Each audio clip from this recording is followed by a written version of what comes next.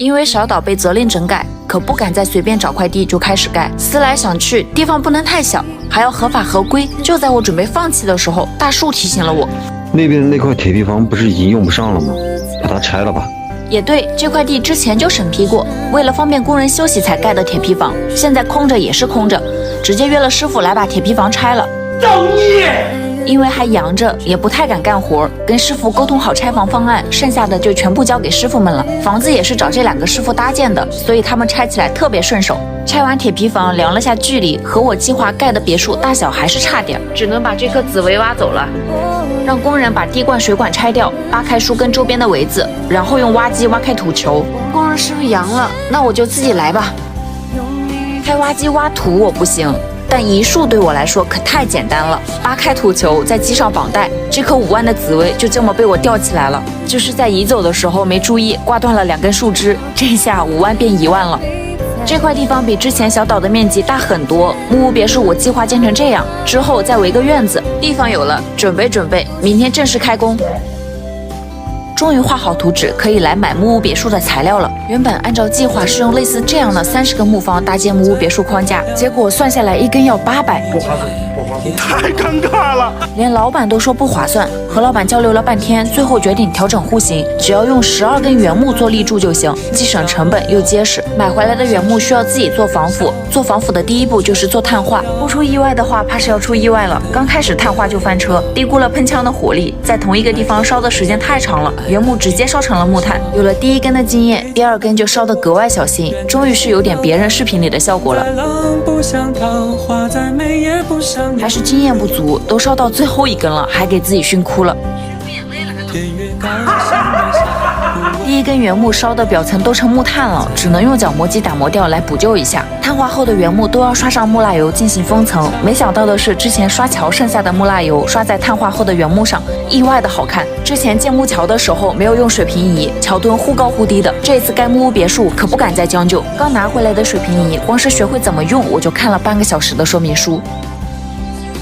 真是捣乱第一人！好不容易调好的水平仪被团子一脚下去，又得重新调试一遍。我太难了。拉完水平线就要正式开工了，在开工动土之前，要按照习俗是要放炮的。团子第1次见放炮，吓得跑老远。建木屋框架之前，要把地面水平搞统一，地势低的地方要砌出墩子来垫平。忙前忙后的一整天，到点还没给团子园子做饭，团子不乐意了，怎么都不让我干下去。真的是，你让我干完好不好？你让我干完。把剩下的墩子砌好，晾上2天，就可以正式搭建木屋别墅的框架了。就是在原木上怎么样才能开出直角铆？你们给我支支招呗。其实，在做这个决定的时候，多少带点脑子一热的冲动。毕竟不是专业的木工，又没有专业的工具，都要立框架了，我还只有1张木屋别墅框架的网图。看别人盖木屋别墅需要10几个壮汉配合，而我用4块小木板拼了一个简易固定架就开干了。开好孔后，沿着画好的位置再修出长方形的铆。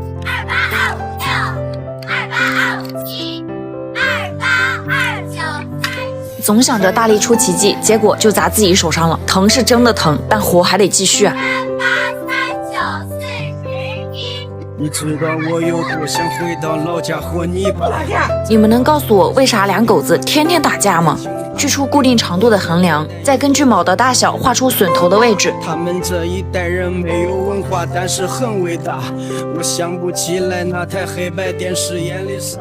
把榫头修光滑了，轻松就能怼进孔里。当年说的话，我找不到我挑房子踢的那片瓦，谁知道我的弹球和票价都放哪里了？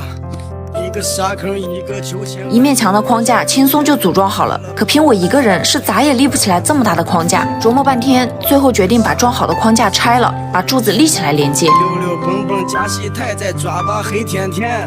谁捅了马蜂窝，谁被这里疙瘩多。第1根柱子套上塑料桶，用你们教我的3角形稳定的方法把柱子立起来，再填上砂浆。砂浆凝固后就可以开始连接柱子了。谁就捞不到一起唱儿歌。机器灵看菜刀，恁那边里紧按跳。直角横梁之间用木方连接，上下增加拉力，即使柱子和地面之间没有连接也很稳。机器灵看菜刀，恁那边里紧按跳，跳谁吧跳。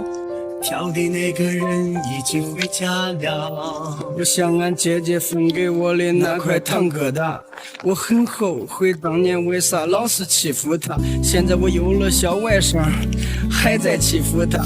我说老姐啊，老姐，你真的辛苦了。每天放学，俺爸爸都会骑车接我回家。他说是经过我开铆拉榫搭建起来的框架，却被吐槽这根本不是榫卯，就是在木头上凿了个眼，根本不稳。说实话，我都开始怀疑教我的30年老木匠的专业能力。上网查了无数关于榫卯结构的教学视频，在确保眼睛学会、手也学会了前提下，开始升级我的榫卯技能。之前开的是半铆，榫头做起来很简单，现在要把原来的榫头升级，增加榫头和铆之间的连接面和紧实度，看起来没有复杂多少，但对于我这样非专业的选手来说，可真是挑战大得很。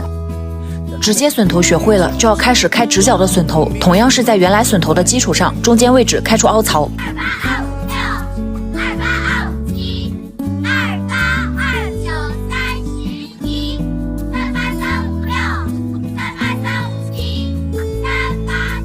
直角怼进来的榫头直接卡进凹槽，也就不会因为一点点劈起变成钝角或者锐角了。确定没问题，就开始批量生产。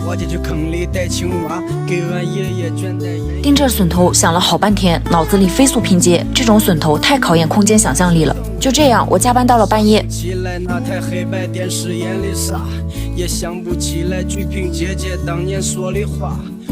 团子在那总是哼唧，大晚上怪吓人的。之前的那个人字梯年龄比我都大，摇摇晃晃的，我本来就有点恐高，为了确保安全，还是换成脚手架比较稳妥。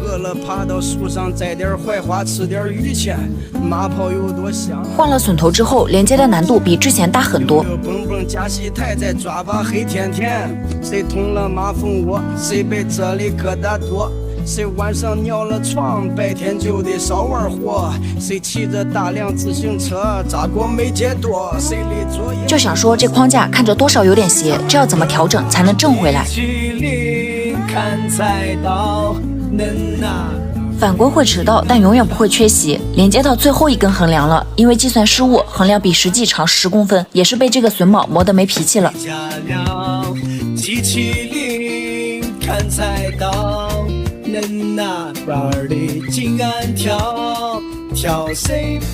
最后在每个柱子连接处扎进去木楔，框架有了。木屋的外墙，你们说是用木扣板好还是实木板好呢？哎呀，开心，你别慌。木屋别墅的大框架立起来了，今天要把柱子顶端的横梁全部连接上。柱子立起来后看着多少有点斜，想着砸一砸是不是就能归位？可事实证明我想多了，柱子是怎么砸都调不正，干脆直接用顶端的横梁来拉。说干就干，找了根绳子绑在身上，想着能稍微缓解一下我高空作业的压力。哎呀，开心，你别慌。怎么也没想到，自己动手盖木屋别墅的第一个瓶颈，竟然是恐高，太尴尬了。看来我只能请师傅了。趁师傅还没来，先把准备工作做了。横梁的长度不够，需要把2根拼接成1根，照着图纸画出公损和母损的位置。先去再找。30公分的榫头，刚锯第1根，我手就累得不行了。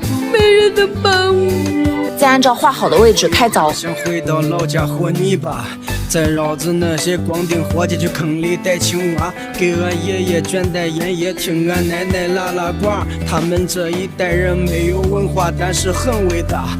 我想不起来那台黑白电视演的啥，也想不起来鞠萍姐姐当年说的。做榫卯可真是个精细活，来回调整了无数次，才算是拼接的严丝合缝。横梁拼接好了，师傅也来了。专业的师傅就是不一样，来了就是一顿测量。俺就能玩上一天，饿了爬到树上摘点槐花，吃点榆钱。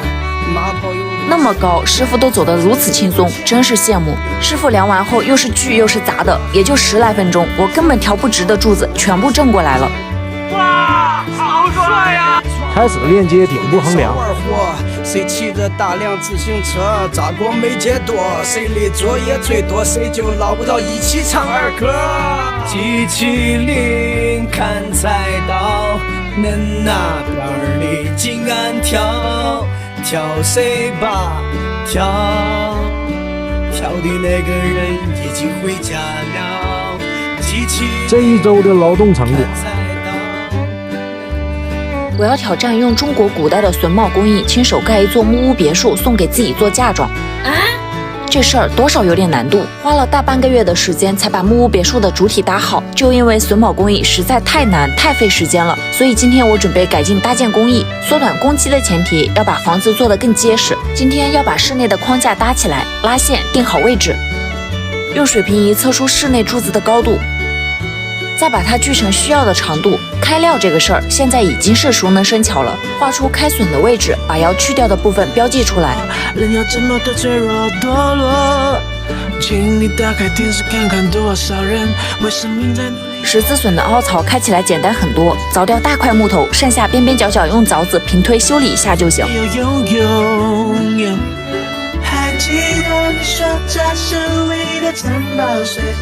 团子最近吃饭不上心，啃木头倒是积极。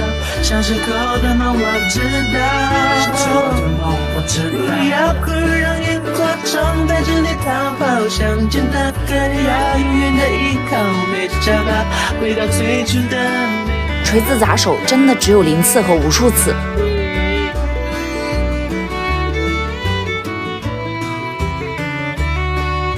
下面开始做柱子的榫槽。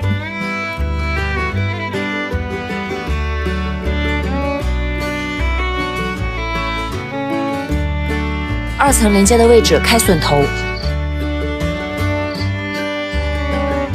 不要这么容易就想放弃，就像我说的，追不到的梦想我根本不知道。现在连接框架扣上就行，不用固定，需要先组装好，调到位置。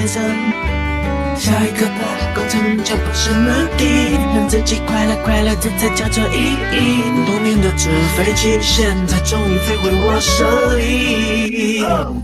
所谓的那快乐，是将在田里最蜻蜓吹到累了，都在水沟旁边风给听到罢了，谁在多想的。木屋别墅的布局基本上是出来了，1层是客厅、厨房、卫生间和次卧，2楼就是主卧了。说实话，我连装修风格都想好了，锯出斜撑定在直角连接处，让横梁受力更均匀。要跑咋回事嘛？烦死了！不累了，真的有点被自己蠢到，换个方法继续。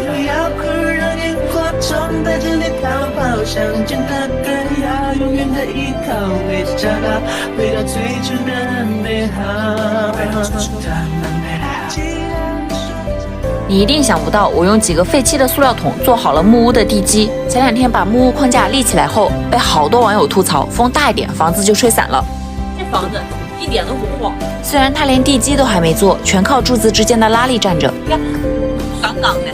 今天就要来给木屋打地基了。是不是这样看柱子不细了？柱子虽然已经做过防腐，但为了让它的根部足够的防水防虫，所以我决定再给它刷上一遍沥青。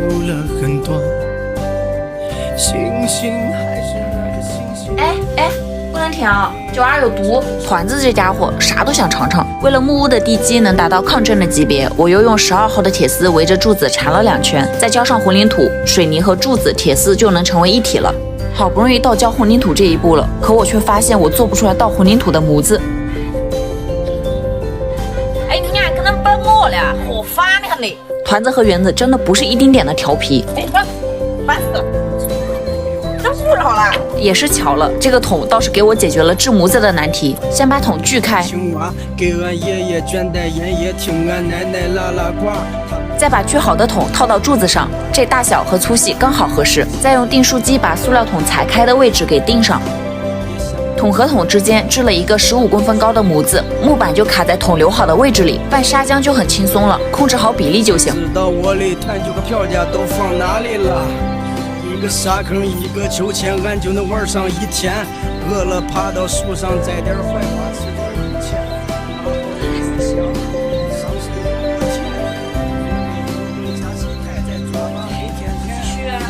说实话，这一趟趟的送水梨，哪还用去健身房练手臂练腿啊？白天就得少玩火，谁骑着大辆自行车，咋过没节多，谁的作业最多，谁就捞不到。客厅横梁连接的地方再倒2个水泥墩，用来承重。地基做完了，这下木屋扛个8级地震是没问题了。事情是这样的，木屋框架的立柱和横梁用的是原木，没有做过防腐。为了木屋不会提前下岗，今天要把立柱和横梁的防腐做了。炭烧过后要再刷上一遍木蜡油。木方连接在框架上，碳化和刷木蜡油都不方便，索性把剩下的木方防腐一次性做掉。木方上有很多松油，稍不留神就会烧着，不能泼水，就只能拿湿抹布盖灭。心中所屬唯獨你，不管天之開心，今生再沒遺憾。刷完木蜡油，等晾乾就可以用了。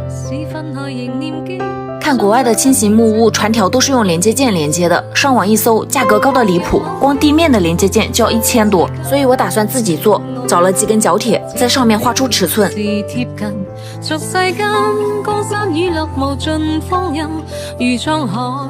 在畫好的尺寸範圍內打螺絲孔。算了算，一層差不多要100個角鐵，也就400個孔。這還沒打到一半呢，鑽頭就罷工了，打着打着自己就斷了，換個新鑽頭繼續。新鑽頭鑽起來就是快，咔咔2下就全部鑽完了。按照畫好的尺寸，把角鐵全部切出來。再在橫梁上畫出連接船條的位置，按照標準40公分一個畫好。再把切好的連接件挨個固定。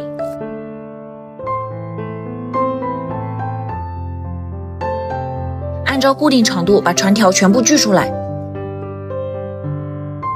挨個把船條釘放在連接件上。目前為止鋪地板的過程都比較順利。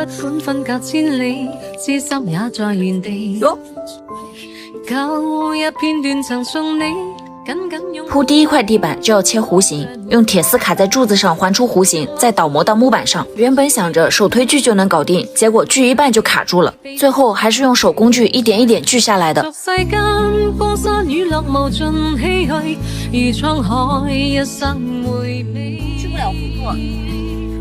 第二塊板子的弧形用手工鋸就完全不行了，去倉庫找了一把鋼鋸的鋸架和幾根鋼絲鋸條，改造就能變成一把好用的曲線鋸。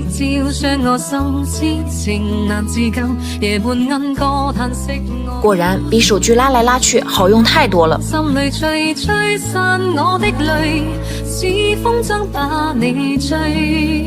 願等你一輩子真情留住你，夢裏歸家那一線燈。願等你一輩子真情留住你。鋪着鋪着就發現不對勁了，明明所有的船條位置都是統一畫好的，可鋪到後面的時候，板子就搭不到船條上了，只好返工調整船條的位置。晚風心裏吹，吹散我的淚，似風箏把你追。一塊板子搭不上正常，2塊板子搭不上，那就真出問題了。咋每個角都沒有對上呢？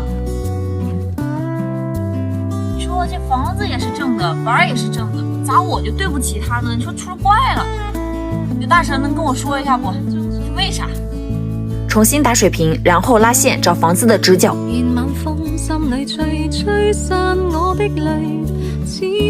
找好直角後開始鋪板子，同樣的辦法倒模柱子的弧度在板子上，是怎麼也想不到拿尺子核對尺寸竟然差出去這麼多。剛鋪第一塊板子就槓上了，硬生生的比劃了2個多小時，到最後才發現是我走進死胡同了，稍微調整下放板子的位置，一下子就通了。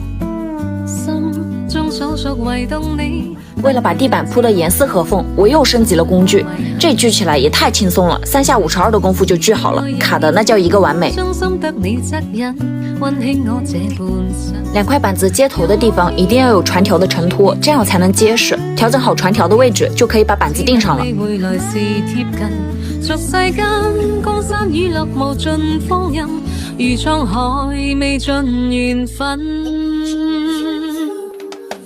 願晚風將我吹，吹進你心內，晚燈映發情。目前為止，地板鋪起來比之前順利多了。麻煩的是，幾乎每鋪一塊板子就要調一次船條，費時又費力的。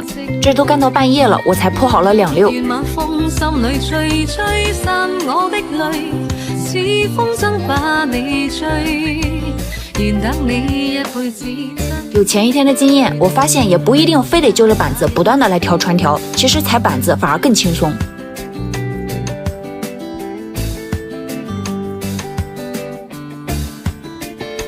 最喜欢打钉子了，听着当当的一声接着一声，烦恼和压力瞬间都没了。一层可算是铺完了，终于是对得整整齐齐的。就是房子后半段墙角这块留出来的缝有宽有窄的，看得我强迫症都犯了，必须要整一样宽的。重新拉线，把钉好的板子去掉一点，预留出来20公分。再把切好的板条卡进去。看着花2天的时间铺好的木板，真的太有成就感了。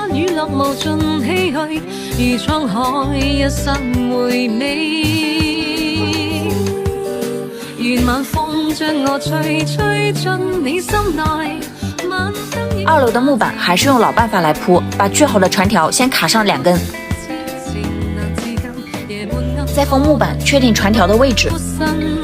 願晚風心裏吹散我的淚，似風箏把你追，願等你一輩子真情留住你夢裏。之前卡柱子還需要倒模，現在畫好位置，直接徒手就能畫圓。中所屬唯動你，不管天之海深，今生再沒遺憾。即使分開仍念記，傷心得你責任。鋪好2溜木板之後，再卡另外2溜的船條。切好的板子再挨个鋪上去就行。來看看鋪完的效果吧。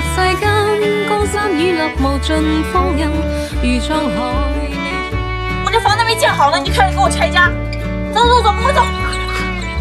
前2天做的2层的单面斜顶，虽然降低了高度，但稳定性也差了好多，所以客厅这边的屋顶还是决定做三角顶。参考了很多轻型木屋的结构，三角屋顶都是做的横架，看起来真的很简单，但是从结构和层高的考虑，感觉是偷不了懒的。纯靠理论画线算距离，已经翻车无数次了。这回倒是学聪明了，把要开孔的木方直接搬到要固定的位置测量画线，虽然麻烦了点，但准确度高，不至于犯错返工。根据对好的点画出需要开榫的位置，把所有的毛孔用开孔器钻好，再用开口凿子把毛孔修整齐。开完铆，再来把要连接的柱子的榫头开出来。我这下是明白为啥你们一直在推荐我用电动工具了，这比手锯不知道要高效多少倍，不光是快，还精准。再用凿子修榫头也不用那么费劲了。横架三角顶连接的地方的榫卯借助不了电动工具，我从坐着锯到站着锯再到蹲着锯，来来回回折腾了有20分钟才算是锯到位置。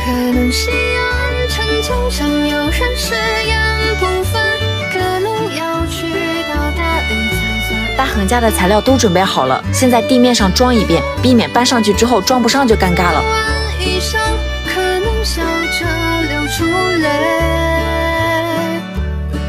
说实话，还挺佩服自己的动手能力的。先把横架的底座套在榫头上，再把横架中间的2根立柱装上。虽然脚手架晃晃悠悠的，但干活的时候就顾不上那么多了。上大梁才是最费事儿的，又长又沉的，只能一层一层的往上抬高。为了不来回搬脚手架，我都练会了飞檐走壁的技能了。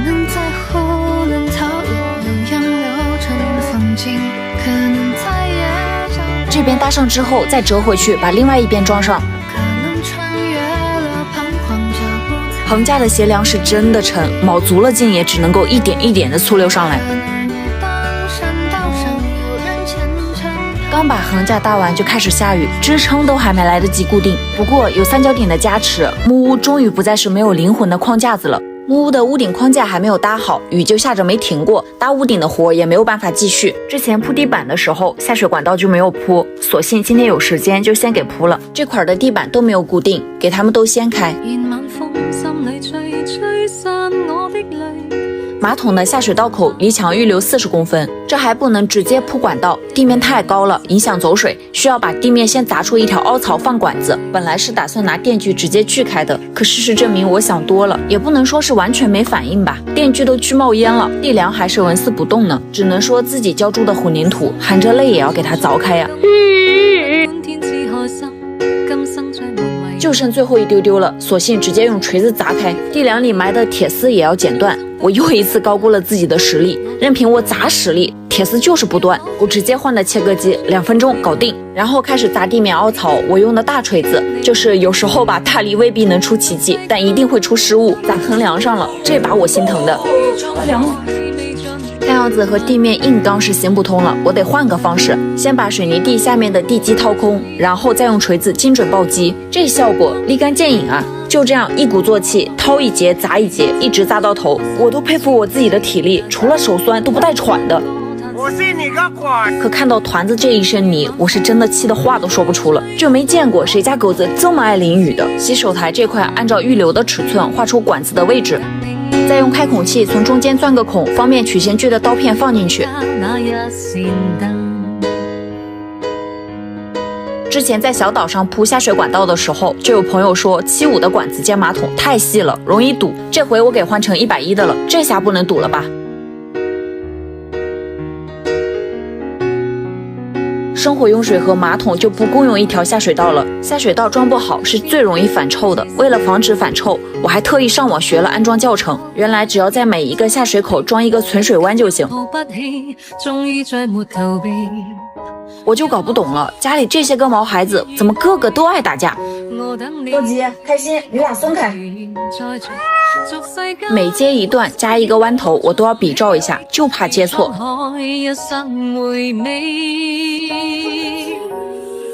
願晚風將我吹進你心內，晚燈映化靜開，如影照上我心。生活用水到时候直接排苗圃里就行，避免以後走路會被管子絆倒。費了半個老腰也把預製板搬過來了。吹散我的淚，似風箏把你追。最後把對應鋸好孔的板子挨個鋪上。留住你夢裏歸家那一線燈。这就很完美啦！亲手蓋木屋2個月，今天終於可以蓋房頂了。計劃房頂要鋪5層，今天先把房頂的木板、防水和瓦先鋪了，因為一直要在房頂上幹活，安全還是很重要的。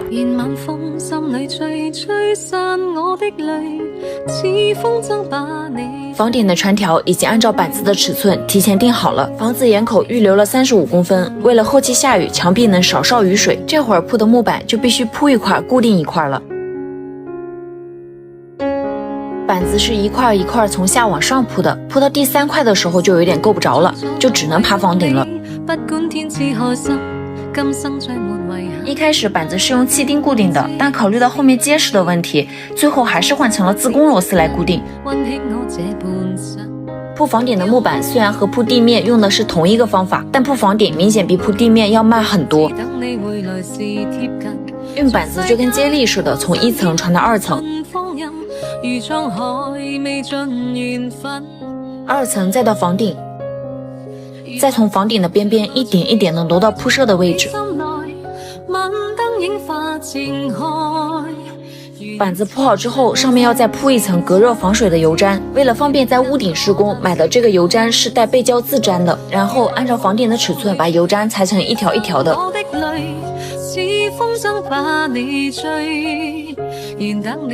這個貼起來也很簡單，但貼到眼口的時候，我就不敢用手去夠了，我就只能拿腳去蹬。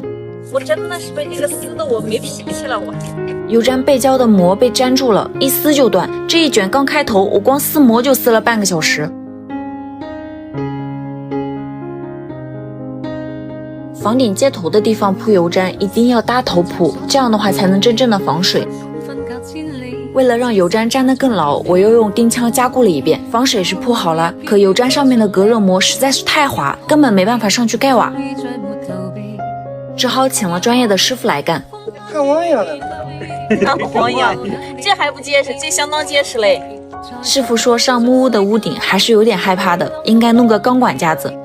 喲，鋼管架子，木房都不這樣，這板子已經很結實了。又釘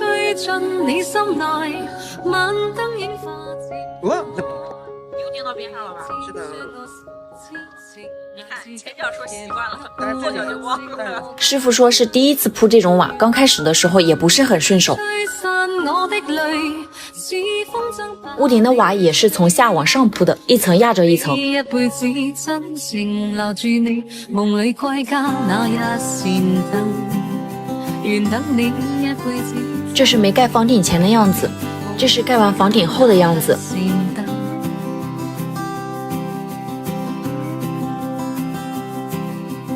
今天就要开始立墙板了，木屋的墙体和砖瓦房的还不一样。我需要做7层，就跟夹心饼干似的。板子上墙还真不是一件简单的事儿，得用膝盖配合右手顶住板子，再用左手拿住钉枪，先简单粗暴的来上几针，先给板子固定住，然后再挨排的打钉子固定。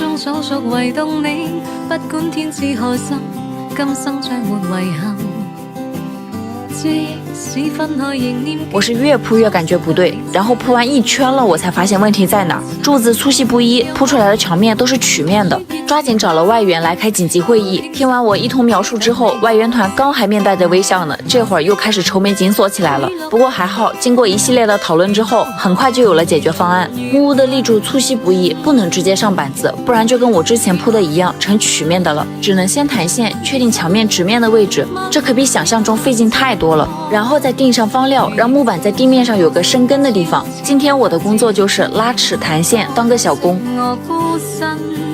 愿晚风心里吹吹散我的泪，是风筝把你追。毕竟是有之前的干活经验的，很快我就升职做学徒，开始踩板子了。这边呢，我就跟着大师傅开始通铺墙面的大板，那边二师傅主干精细活儿。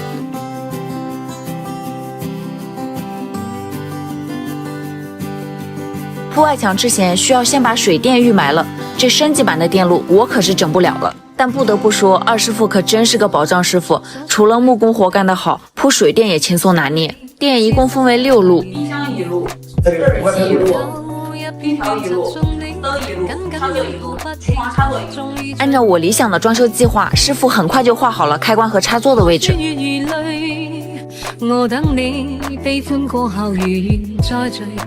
再把预埋线盒的位置给切出来。他说我来帮你把那个铁车扔的。本想着给师傅帮帮忙，结果这活儿有门槛。埋完线盒就开始铺线。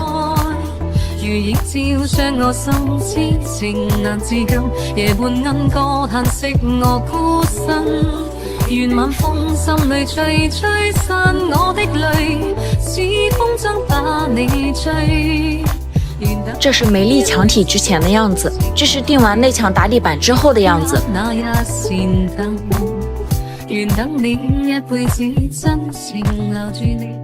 我真的是太无语了，昨天还干着好好的师傅，今天就给我撂挑子。你就找别人做吧。木屋要做吊顶加塞保温棉，说好的3个大师傅配合，结果1天的时间才干了20个平方，还给我说本来20个平方包工都要1800，那工程量至少在这1800块钱以上。我就想知道，这1平米要我90，真的是把我当冤大头吗？这一撤场活耽误了不说，买的保温棉什么的材料全在室外放着，天气预报又说要下雨，我也是服了。新的师傅还没找到，这几天也没啥事儿，在网上被种草了这种狗舍，想着说也给咱家的狗子们做一个，正好把苗圃里死了的树拔起来，把枝干锯了当立柱。各自是诺言，就绿着一脸，唱出一首五月天。5月的天，刚诞生的夏天，在未知的爱恋进我的手里面，有好多。整个苗圃也就这段水沟上盖狗舍是最合适了，用方料在沟渠上担出狗舍的底座。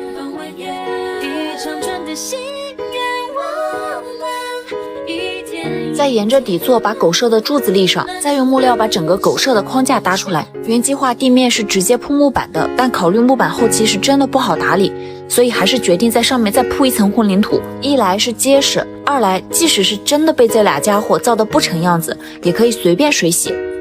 大雨冲走了昨天，青春不匀几片。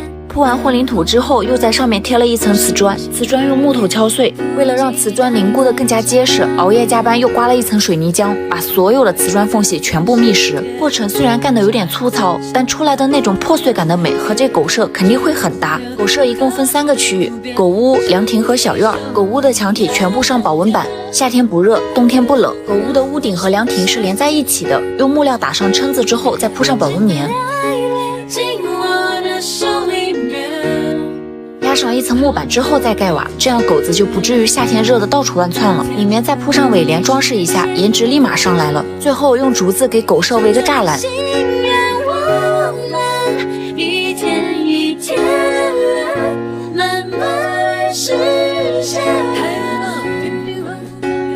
这是没住进狗舍前团子园子淋雨的样子，这是住进狗舍后他俩的样子。等了1个多月，终于等到能来给木屋装修的师傅了。吃一堑长一智，今天全天监工加小工，就看能出多少活。看了很多案例，但都不是我喜欢的，所以我决定室内通铺石膏板，后期直接挂大白。先从简单的开始，客厅内墙直接在打底板上上石膏板就行。这回师傅连我这个小工都不需要了，全程自己干。师傅，这螺丝可以上了哈，可以上了啊。我也就捡个漏打打螺丝。有强迫症的人干活就是费工，为了打螺丝能在一条直线上，硬是先画线再开工。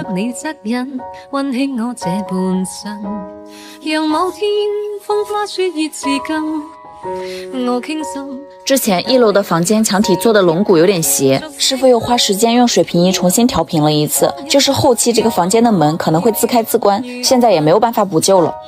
用边角料抹上白乳胶，给石膏板接头的地方打底，后期刮大白也不容易开裂。1层房间的层高留的又不够，只能就着2楼的船条贴边吊顶。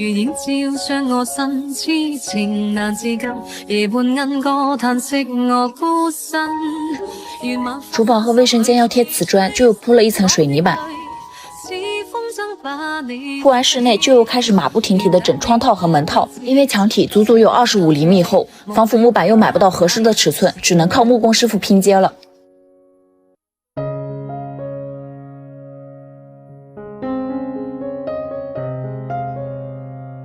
2层这块我留了一个大窗，我还是有点犹豫，是直接上玻璃封起来呢，还是就这么镂空着。室内木工完活，油漆工就进场了，这速度真的是快到上午看还在贴绷带，下午就全屋刮完腻子了。说实话，真的是很惊喜。来看看最后的效果吧。想陪你追着日落看星星，永远不落幕的电影，阐述着我们的关系。他已经从你们吐槽的小破屋变成了这样，瞅这外墙破破烂烂的，就有点迫不及待的来给它升级变身了。就是这木屋室外的地形还有点复杂，前面是高低不平的泥巴地，后面是1米多宽的排水沟。这铺外墙不光要体力，还得动点脑力，就跟升级打怪一样，越到后面越难。师傅在前面铺板子，保证墙面的平整，我在后面打螺丝填保温棉，保证墙体保温的效果。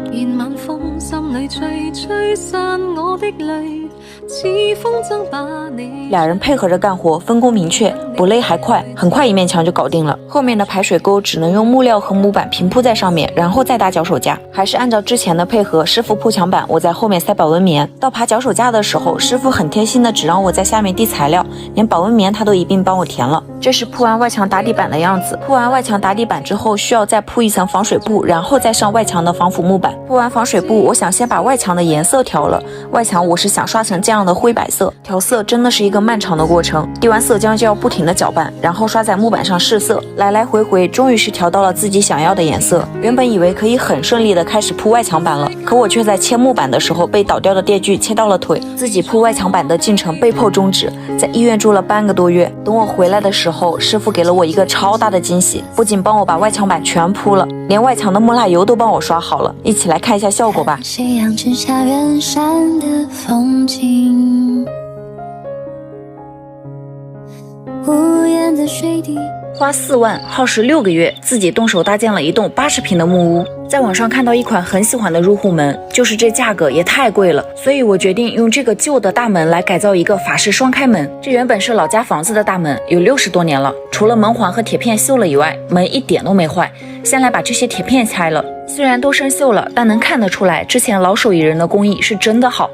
这个门环处处锈是不是还能再用啊？我想做的木门上半段是要掏空安玻璃的，可直接在门板上掏洞也不太现实，毕竟这门板足足有8公分厚，只能把这门板全都拆了，然后再想办法组装成新的。就是这工程量对于我这个瘸跛子来说，是不是有点太大了？不得不说，这门板是真的结实，裁刀敲进去几乎是纹丝不动。我又找来斜角木头插在缝里，使出浑身的劲儿敲木头，柴刀松下来才觉得算是看到点希望。就这样从上到下，我也不记得我敲了多少锤，花了整整1个小时才算是敲开点缝，用撬杠一点一点的别开缝隙，总算是把第1块板子完整的拆下来了。这回我可真的算是体会到啥叫身残志坚了。好在拆1块门板就够我做2扇门的了。在正式做门之前，先要把门的尺寸算出来，再简单的画个图纸，根据图纸的尺寸下料。我这腿还裹着呢，也不敢再用电锯，只好找个木材加工厂帮我把木料按照图纸的尺寸切好。切好的木料要全部打磨光滑，这个环节很简单，但就是费人。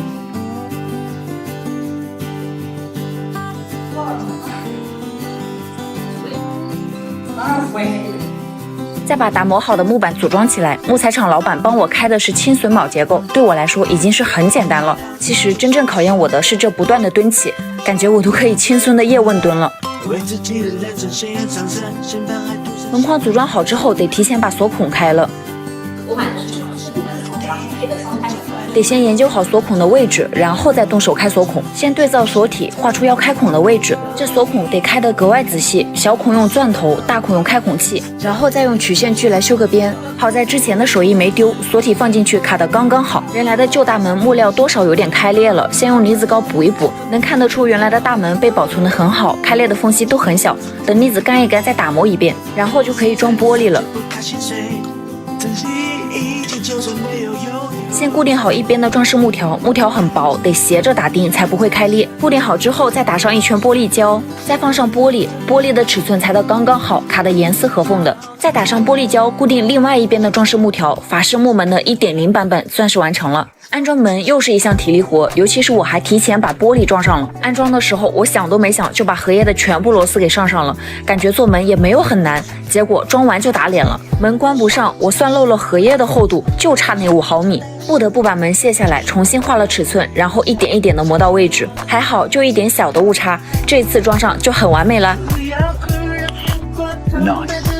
法式木门的灵魂是格子框，用玻璃胶把木边条一根一根的粘到玻璃上，对准尺寸粘到玻璃上，用力压紧，等胶干了就可以刷漆了。刷漆之前，全部玻璃我都贴了纸做保护，很怕漆滴到玻璃上不好处理。白色的漆刷第1遍的时候就感觉刷不匀，也不知道是工具的问题还是我手艺的问题。第2遍用毛刷刷就更不对了，坑坑洼洼的，我都怀疑全网刷漆能翻车的也只有我了。刷完等晾干，效果比预想的好太多了。抓紧把门锁装上试试，装上锁芯，拧好把手的螺丝，没想到一次就成功了。说实话，这还是之前那个笨重的大木门吗？这也太有法式浪漫那味儿了，这精致程度真的超乎了我的预想。我实在受够了这又黑又潮的卫生间，不仅反潮反臭，角角落落不到2天就一小堆老鼠屎。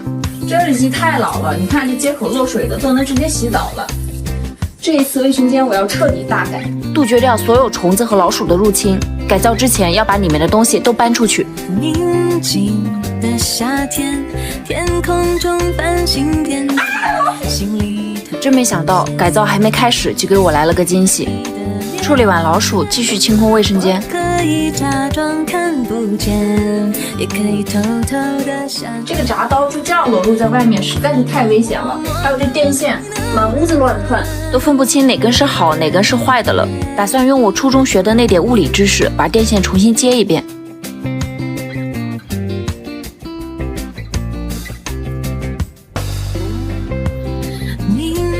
先把墙面打湿，再用和好的腻子把这凹凸不平的墙面补平。心里头有些思念，思念着你的脸。以我的技术水平，也就只能把墙补成这样了。等墙上腻子干的时间，把做顶的木板打磨一遍，再刷上木蜡油，等晾干。先给墙上的腻子整体打磨一遍。打磨后，再直接刷上环氧树脂漆，白色上墙，卫生间立马亮了好几个度。晾干的木板直接钉到房顶，就是这房梁忽高忽低的，每一块板子的尺寸都不一样，真的考验我的技术。我心里面宁静。用剩下的边角料做个配电柜，给铡刀保护一下。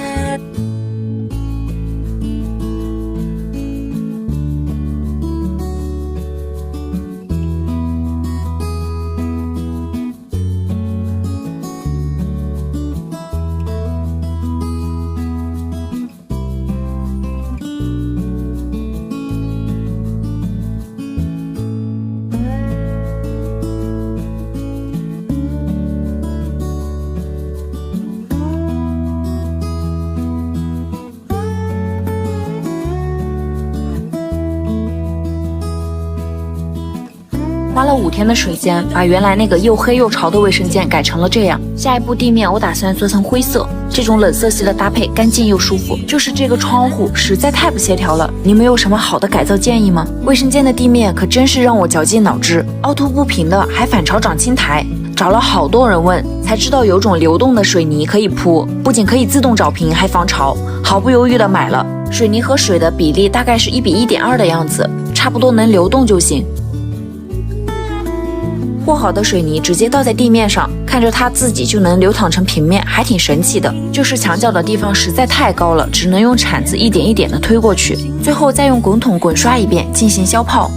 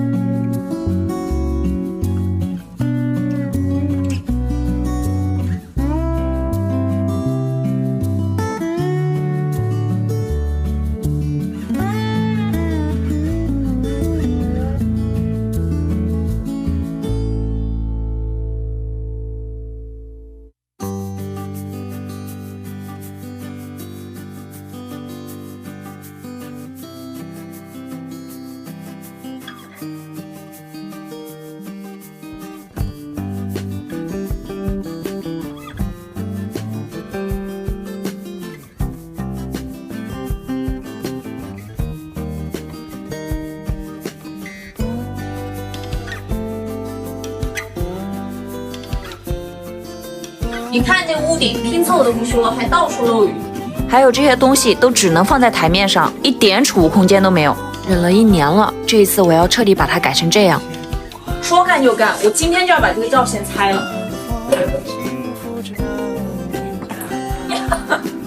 我东西还没收呢。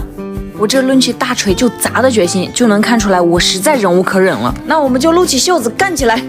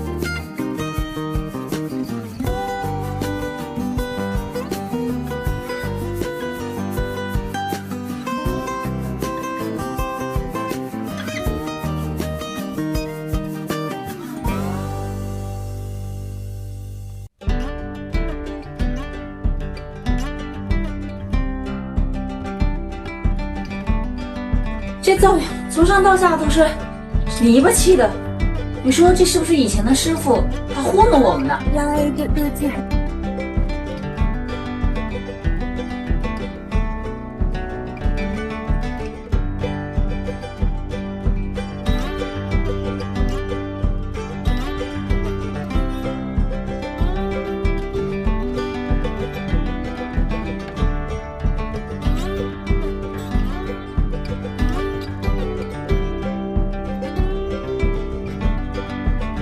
拆出来的旧砖挑了一些好的留着，后面砌灶台的时候还能用。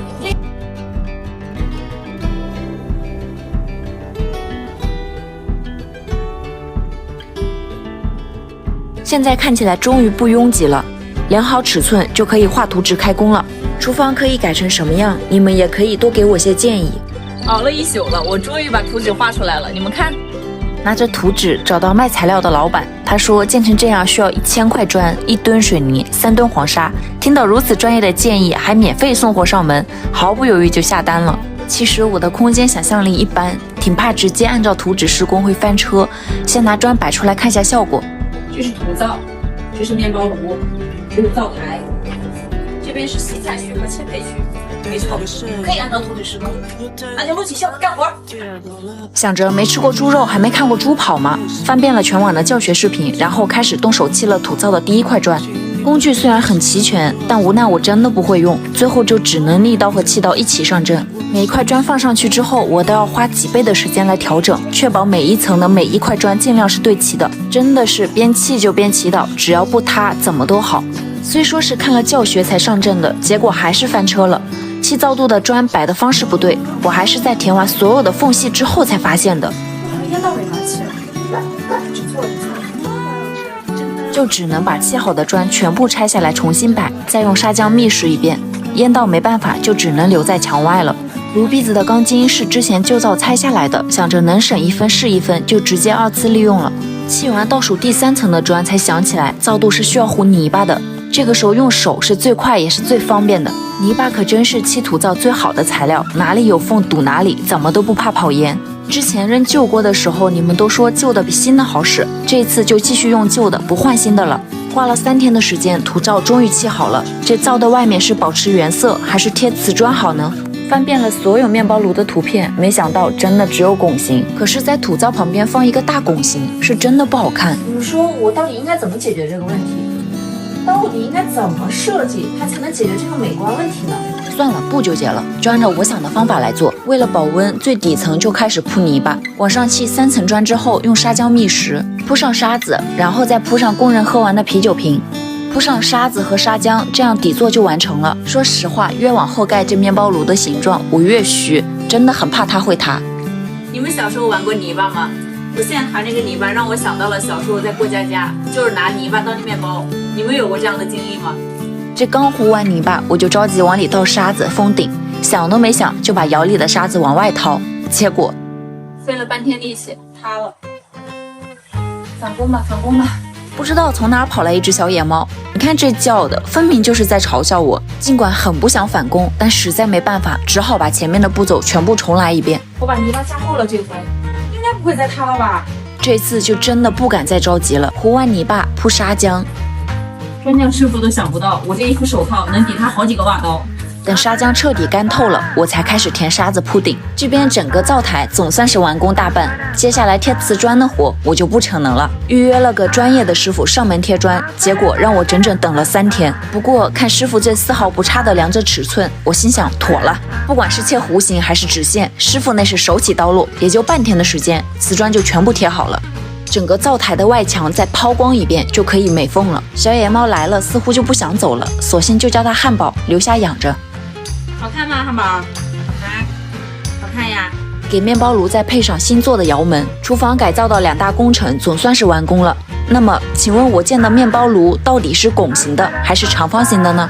我这儿又破又乱的铁皮厨房，把它从破旧不堪变成网红厨房，从拆到建已经花了我半个多月的时间。虽然很想快点搬进来，但无奈需要改的地方实在太多。按照计划，这边是洗菜区和切配区，这边的砖都需要立起来砌，既省空间又省材料。按照图纸，先把1层砌出框架。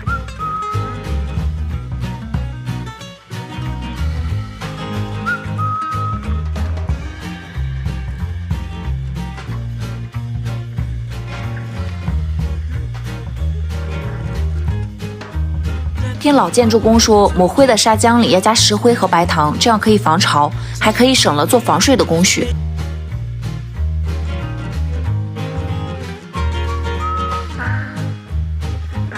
柜子计划还是做成2层的，中间还是用预制板来做隔断，就是这板的面，这板儿也太粗糙了吧！第二层就直接按照1层的结构来砌。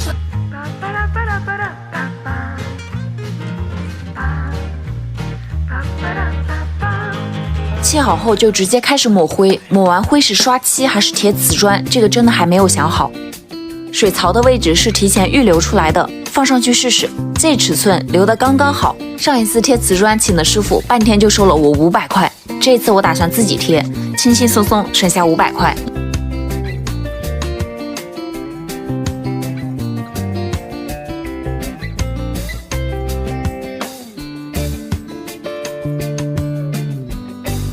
柜门是提前做好的，装上金属纹环，再刷上木蜡油，总算是弥补了我这凹凸不平的台面。看看这铁皮墙面，真的一下子把我从网红厨房的憧憬拉回现实，不得不拿出我的看家本领——刷漆，先给它来上3遍。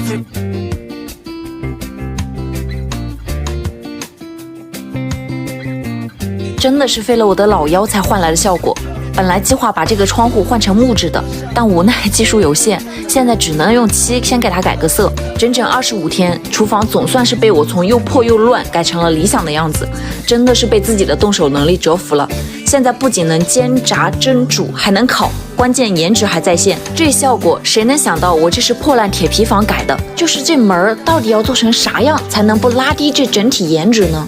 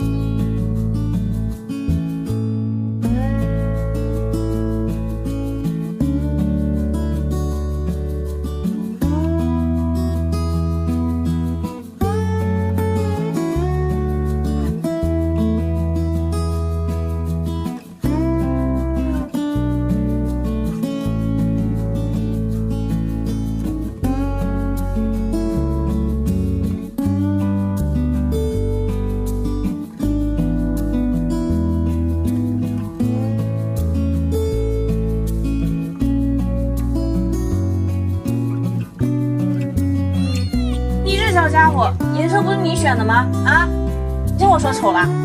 秋天你也觉得丑吗？外墙是铁皮的，颜色就这样，这还能怎么弄？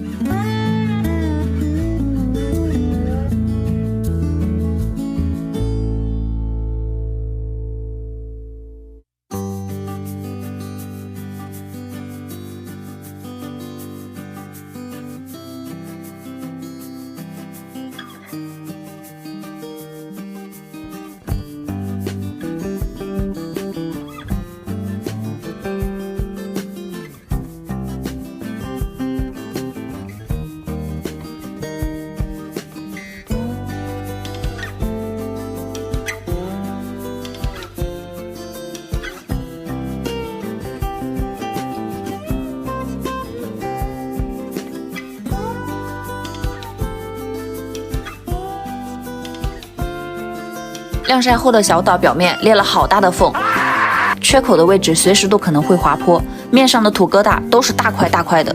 量完尺寸才知道，这点面积还不够盖个10平方的房子。说实话，我有点后悔了，但是为了以后能有个度假的地方，还是决定盖木屋别墅。趁天气好，请挖机师傅过来修岛。但怎么也没想到，挖机上坡的过程，我整个心都是悬着的。岛的坡度太陡了，生怕师傅一个放松就翻下去了。光上岛就花了半个多小时，可能师傅也觉得耽误时间了，拖宽岛面很快就搞定了。和师傅说一定要把岛四周修护好，注意安全，千万不能出现滑坡。师傅边干活边吐槽之前堆岛的师傅技术太烂，为了坡面的稳固，挖机师傅来回压了好几遍。我为了固土，把提前买好的草籽全部撒了，想着天还暖和，应该还能发芽。离岛最近的岸边是一条羊肠小道，旁边就是我种的乌桕林，人走都困难。为了方便运材料上岛，把小路修成了3轮车道。但岛和岸边还有个10米左右的距离，我决定临时在这搭座桥。但这个桥怎么搭，我是真的不会。你们有什么好的建议吗？咨询了专业木匠后，我选择了最简单的搭建方式，按照画好的线锯出榫头。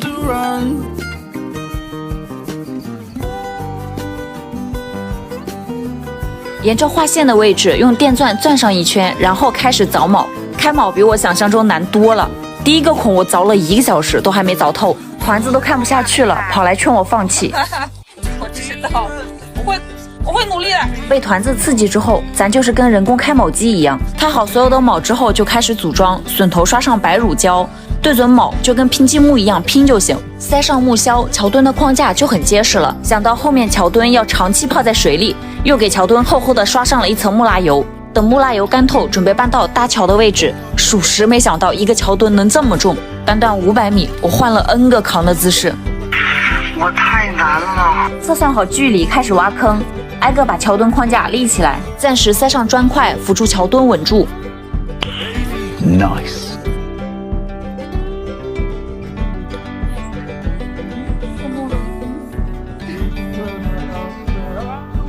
休息完，继续撸起袖子干，对好距离和高度，然后往坑里倒砂浆，再用挖刀把缝隙塞实。整整2天，我终于把桥墩全部种下去了。下一步开始铺设桥面，做扶手。就是这桥要刷成什么颜色才好看呢？杠杠的。本来就做足了功课，铺桥面的材料我都准备好了，还挺高的，我吓人。一边喊着不敢，一边还往前爬。真香，说的一定就是我了。真香！好不容易搭好桥梁，却发现连着岸边的梁竟然是晃动的。它咋还晃啊？最后没办法，只能靠着梁的位置再立根柱子，用钉子连接上，固定好柱子，这样梁就不会跑了。铺板子倒是轻松，刚开始拿钉子钉的，可还没钉几根，我手就酸得不行了。换了工具之后，速度也就快起来了。桥面铺好后，团子园子竟然不敢上桥，这2个小伙子胆子也太小了。为了让团子园子以后能放心大胆的过桥，决定安装扶手来增加他们过桥的安全感。为了盖木屋别墅，我把所有的工具全部升级了，电锯比手锯下料快多了。这个还是个好东西。把扶手的所有框架全部钉好。有你就是远方，把你刻在心上，让我每天永远上。在这个刚修的小路上，我的驾驶水平一下子就暴露了，过个弯都能把框架散落一地。按照序号把对应的框架放好，却还没开始安装呢，团子和园子就能跑得这么欢腾了。安装的活一个人干还是有点费劲的，团子除了捣乱啥也不会，花大半天时间才给全部装好。还要我带着你啊？桥的颜色实在是太素了，给它化点妆装饰一下。接下来就要开始建木屋别墅了，就是在这个岛上怎么建才能又稳又安全？你们有经验的可以在评论区告诉我哦。在打地基之前，得先预埋下水道管，挖管道真的不是一个轻松的活，被挖机压实的土面根本挖不动。这么硬，还能塌嘞？也就5米长的管道，我硬是挖了1下午。之后就去镇上卖建材的老字号买需要铺设的管子，兴许是因为我买的多，老板没等我砍价，每根管子就给我优惠了3块。老板娘还细心的点了好几遍配件的数量。按照预估的位置锯出需要的管子长度，可怎么也没想到，看别人咔咔锯的管子到我手里哼哧哼哧卡半天。锯好的管子接口处涂上专用胶水，怼进接头就行。我们故事还长，在修岛的时候，你们就一直说不在周边打桩肯定会塌陷，可故土的办法除了打桩还可以种树啊！而且我自己的苗圃最不缺的就是树了，可是在房前门后种什么树合适呢？你们有什么好的建议吗？之前买好的管道要全部挖出来，原本计划花1万建木屋别墅，这下肯定是要超预算了。正当我愁着怎样才能恢复小岛时，结果我阳了。幸好大叔给煮了黄豆水，喝完就退烧了。